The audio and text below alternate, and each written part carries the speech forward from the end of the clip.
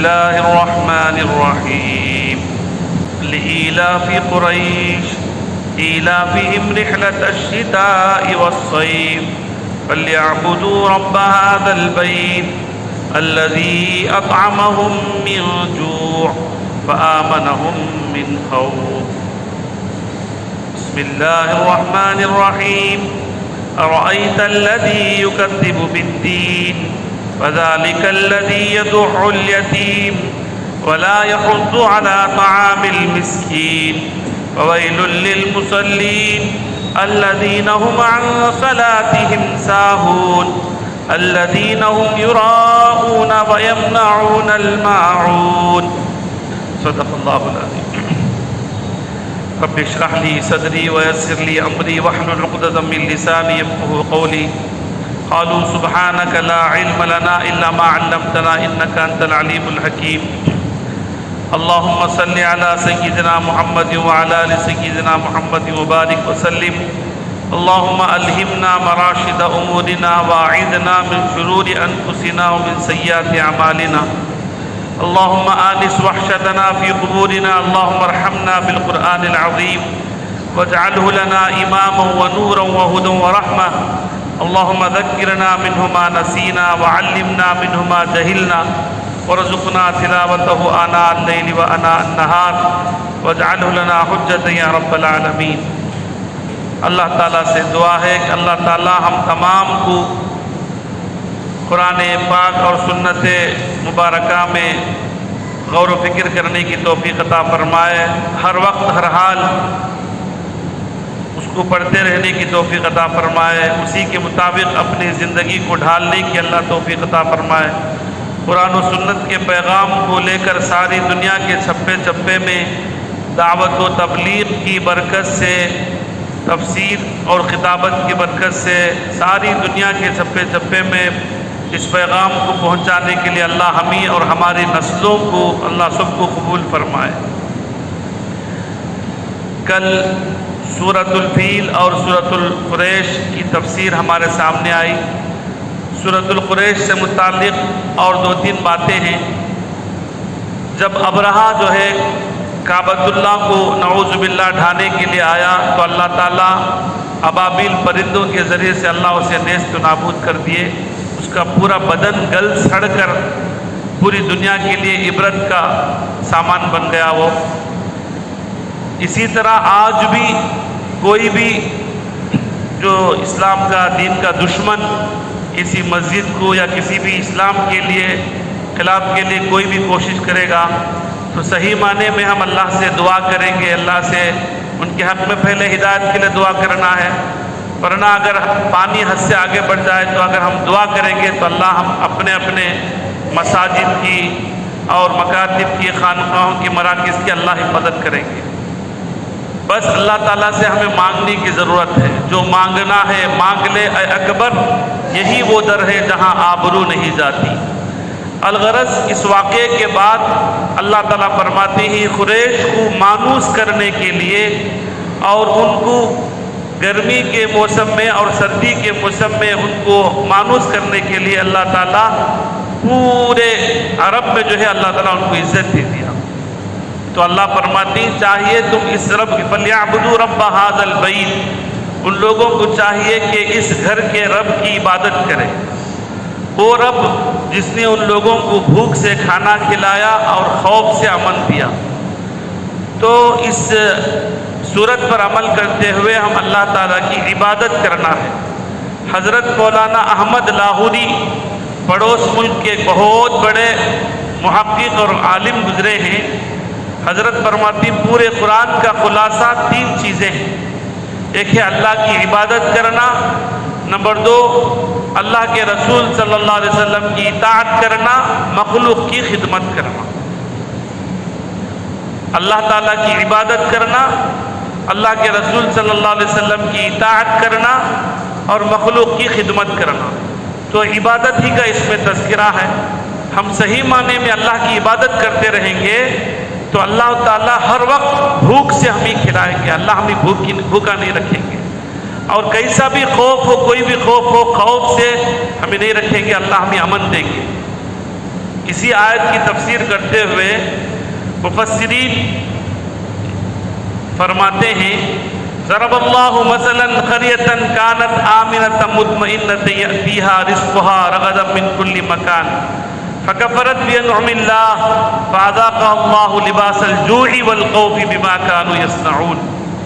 اللہ تعالیٰ فرماتے ہیں، ایک قریے کی مثال دے کر فرماتے ہیں ضرب اللہ مثلا قریۃ، اللہ تعالیٰ ایک قریے کی مثال دیتے ہیں کانت آمنۃ، یہ قریہ بہت امن سے تھا، اس میں بہت ہی امن تھا، اس میں کسی قسم کا خوف نہیں تھا، مطمئنہ بہت ہی زیادہ اطمینان تھا، وہاں کے لوگ سب مطمئن تھے۔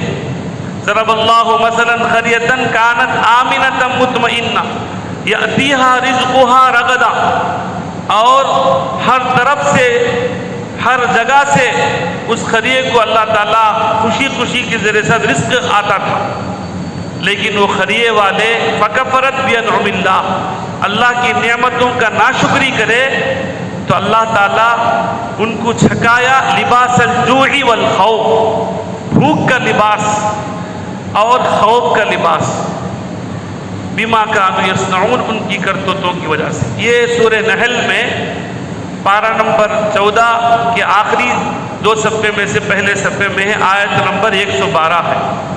تو اسی تفسیر وہ سورہ قریش کی تفسیر میں یہ آیت بیان کر کے مفسرین فرماتے ہیں ہم اللہ کی نعمتوں کا شکر ادا کرتے رہیں گے، صحیح معنی میں اللہ تعالیٰ کا حکم نبی کے طریقے پر ہم چلتے رہیں گے، جو ہمارے حقوق العباد ہے حقوق اللہ ادا کرتے رہیں گے تو اللہ ہمیں ہر خوف سے مامون اور محفوظ رکھیں گے۔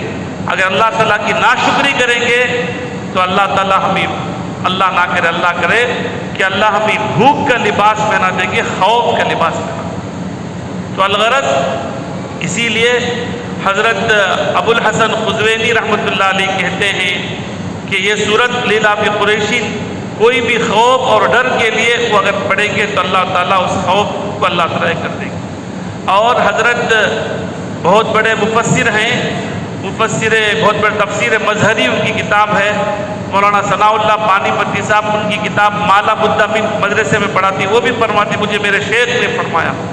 اور بہت بڑے قاری امام جزری رحمۃ اللہ علیہ بھی فرماتے ہیں کسی بھی قسم کا خوف ہو ڈر ہو تو یہ پڑھیں گے، بعض اللہ والے فرماتی ہر نماز کے بعد پڑھو، تو یہ آیت پڑھیں گے، سورت پڑھیں گے تو اللہ تعالیٰ ہمیں ہر خوف سے نجات دلائیں گے۔ تو اطاعت کرنا ہے، اطاعت ہی پر ایک بات میں ایک دعا میں آپ کی خدمت میں پیش کرتا ہوں۔ حضرت امام اعظم ابو حنیفہ رحمۃ اللہ علیہ جن کے ہم نام لیوا ہیں، انہی سے ہم حنفی ہیں، حضرت فرماتے ہیں چھوٹی ایک دعا ہے، اللہم انا نستعینک علی طاعتک، دعا قنوت میں ہم پڑھتے ہیں نا اللہم انا نستعینک، اس کے بعد ایک چھوٹا لفظ ہے علی طاعتک، علی عین لام زبر طاعتک، اے اللہ ہم آپ ہی سے مدد طلب کرتے ہیں آپ کی فرما برداری پر۔ یہ چھوٹی دعا ہے، اس دعا کے بارے میں امام اعظم ابو حنیفہ رحمۃ اللہ علیہ ارشاد فرماتے ہیں اسی دعا کی برکت سے اللہ تعالیٰ نے مجھے ساری چیزیں عطا کی۔ اور حفظ جو قرآن جو پڑھتے ہیں ماشاءاللہ ہمارے 60 پر 4 بس ماشاءاللہ شادی محل میں بھی شروع ہوا ہے، حفظ کے طلباء کے لیے علماء فرماتے ہیں ہر نماز کے بعد، فجر کے بعد اور عصر کے بعد تو فوراً پڑھ سکتے ہیں، دوسری نمازوں میں سنتوں کے بعد اگر 11 مرتبہ یہ دعا پڑھیں گے تو حضرت مفتی شفیع صاحب مجالس حکیم الامت ایک کتاب ہے، حضرت تھانوی رحمۃ اللہ علیہ کے بہت بڑے خلیفہ ہیں، وہ فرماتے ہیں کہ یہ دعا اگر 11 مرتبہ پڑھیں گے تو اللہ قوت حافظہ کو بہت مضبوط کرے گی۔ اسی طرح ہمارے بہت سے طلباء جو ایگزام چل رہا ہے وہ بھی پڑھیں گے تو انشاءاللہ بہت بڑا فائدہ ہوگا۔ الغرض ہر وقت ہمیں سنت کی اتباع کرنا ہے، نمبر 1، نمبر 2 ہر گناہوں سے بچنا ہے، نمبر 3 دعاؤں کا اہتمام کرنا ہے۔ الغرض اب ارأیت الذی سورہ ماعون کی تفسیر ہے، اس صورت میں اللہ تبارک و تعالی منافقین کی اور کافرین کی 6 صفات بیان کرتے ہیں، 6 برے عادتیں، ان عادتوں سے ہمیں بچنا چاہیے، مومن کو بچنا چاہیے۔ ہمیں ہر وقت یہ صورت پڑھتے رہتے ہیں لیکن اس صورت کے اندر کیا ہے، 6 بری عادتوں کا تذکرہ کیے۔ سب سے پہلے اللہ فرماتے ہیں کہ آپ نے دیکھا، کہ آپ کو معلوم ہے، یعنی معلوم کر لو۔ ارائیتا جہاں جہاں بھی ہے کیا آپ کو معلوم ہے؟ نہیں معلوم ہونا چاہیے کر کے یہ عربی کا ایک اصطلاح ہے اس آدمی کے بارے میں جو قیامت کے دن کو جھٹلاتا ہے. قیامت کے دن کو اگر جھٹلا دیے تو پورا گناہ اسے کرنا آسان ہے. قیامت ہی ایک ایسا تصور ہے، اسے دیکھ کر ہمیں ہر گناہوں سے بچنا ہمارے لیے آسان ہے. ہمیں ڈر ہونا، اللہ کے سامنے کھڑا ہونا ہے، اللہ کے سامنے جواب دینا ہے. اگر ایک آدمی قیامت ہی کو اگر انکار کر دیا تو سب گناہ کرنا آسان.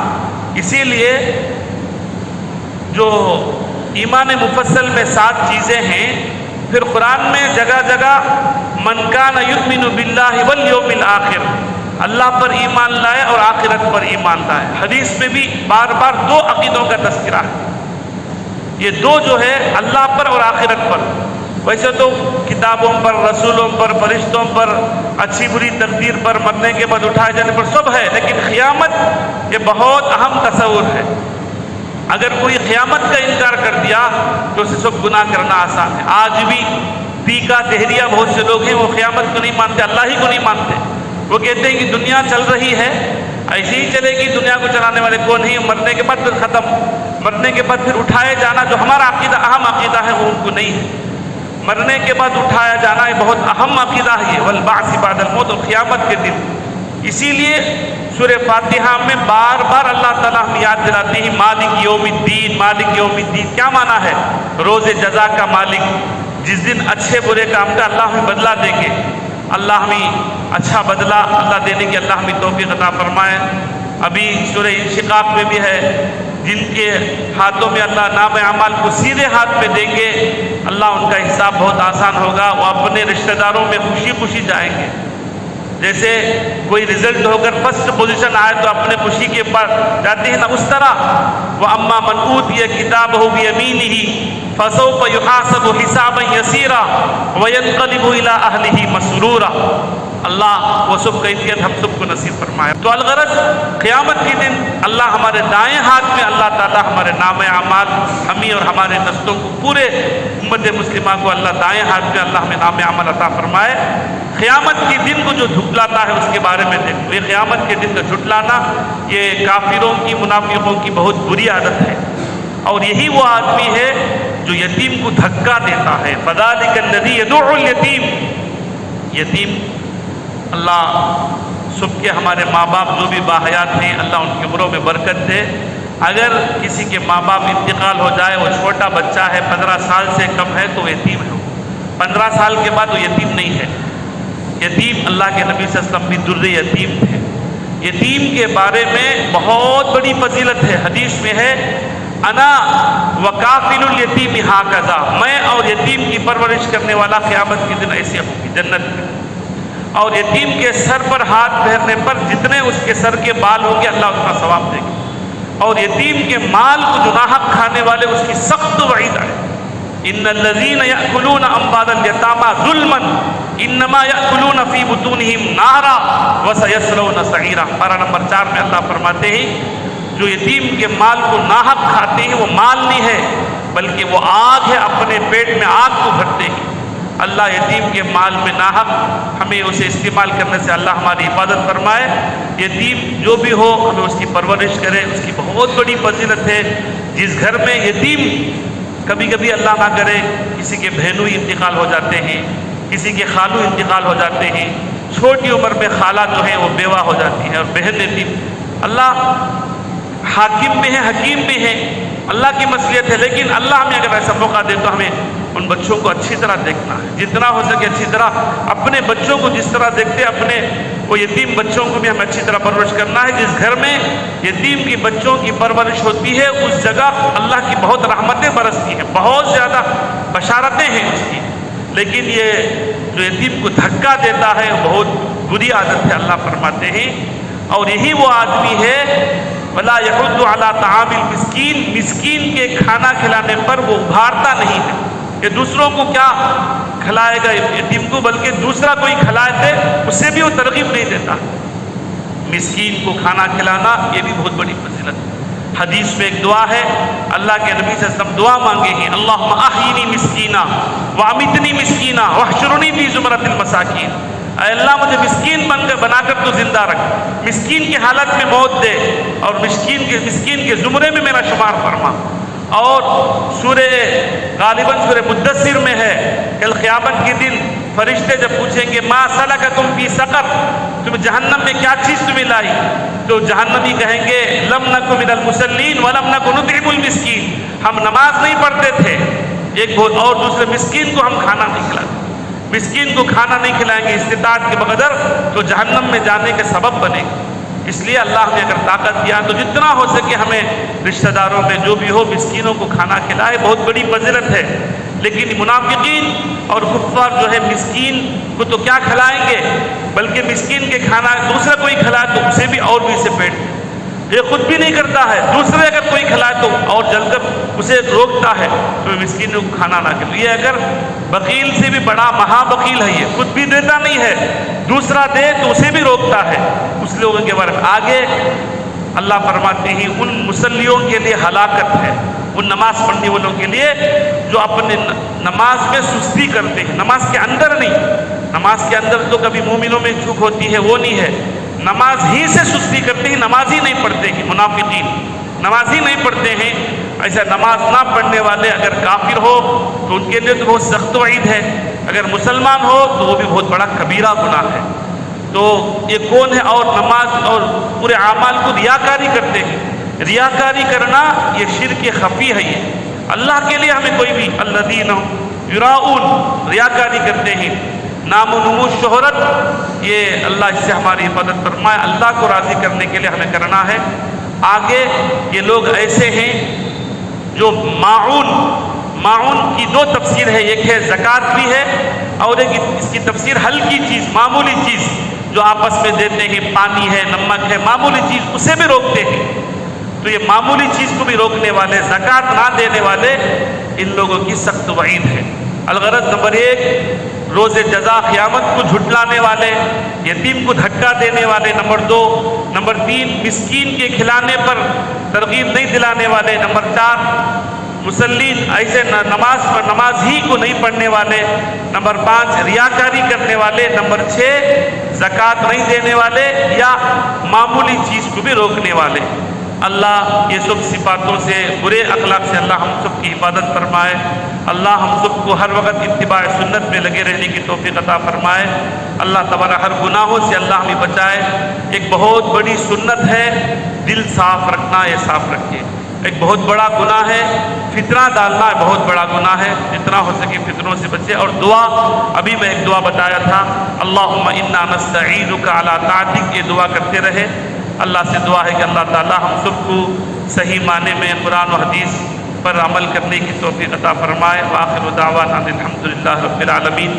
سبحان ربی العلی الاعلی الوہاب، اللہم انا نسألک باسمک الاعلی الاجل الاکبر، لا الہ الا انت سبحانک انی کنت من الظالمین۔